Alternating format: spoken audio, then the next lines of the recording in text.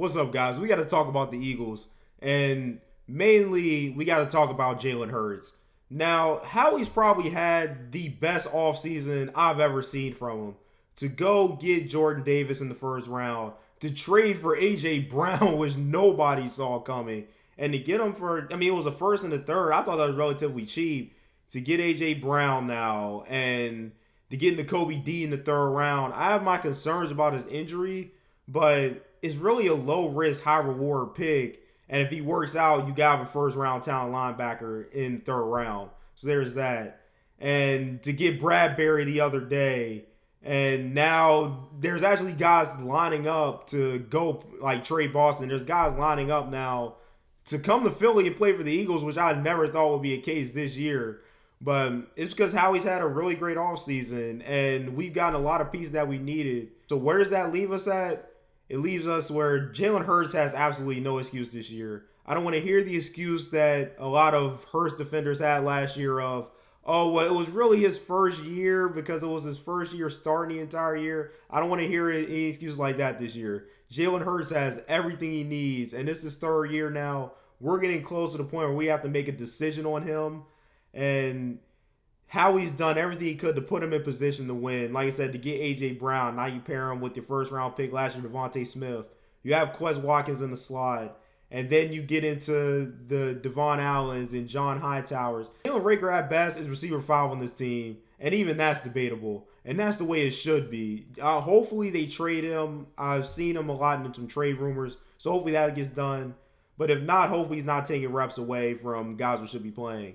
And then we have Greg Ward too, which, again, I said this in previous videos. I don't know why Greg Ward was kind of put on the bench, but hopefully they kind of throw him in there, rotate him in. And even going back to John Hightower, he always could create separation. Even that first year, his rookie year, he had a couple plays where he was deep, wide open down the field. It's his hands that are the problem. So if that ever gets fixed, Hightower could even be a weapon. We have a whole lot, and that's not even including Miles Sanders, Boston Scott, Kenneth Gainwell in the backfield, and then obviously you have Dallas Goedert tight end and a top 5 offensive line. Jalen Hurts has a really good offense this year. So if he doesn't produce now, I think in more this year, it kind of says more about him than what he's really working with. I'm not, as you probably can tell, I'm not too high on Jalen Hurts. I think last year was kind of put out of perspective when you look at it because I don't think the Eagles beat a team over 500 or didn't beat a playoff team, whatever it was. We just had a really easy schedule, and that's how we went 9-8, but we had no business in the playoffs. And the last thing, you always remember the last thing. The last thing I remember from the 2021 Eagles is the blowout loss at Tampa.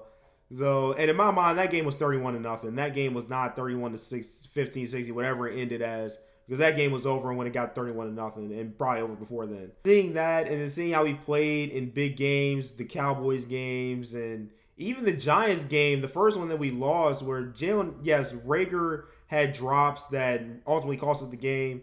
But Jalen Hurts played pretty bad and threw 3 interceptions in that game. And really, until the latter part of the season, he didn't really look too good against NFC East opponents. So I'm not too sold on Jalen Hurts, but I hope he proves me and all the Hurts haters wrong and goes out and balls out this year and puts in position to win a division. Because I think if Jalen Hurts plays well, I don't think 12 wins is an unrealistic expectation. I think this team can win 12 games looking at the schedule. And then you have some people who's like, no, we're a 10-win team. I think the betting odds had us like over 8.5. I think that's where the I don't know what you even call it, but I think that's where they had us is 8.5 wins. But looking at the schedule, I think the team can win 12. Some people think less, some people think more.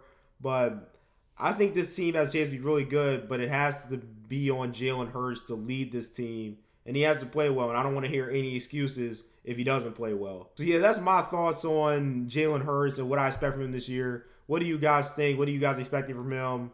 And I'll see you guys next time.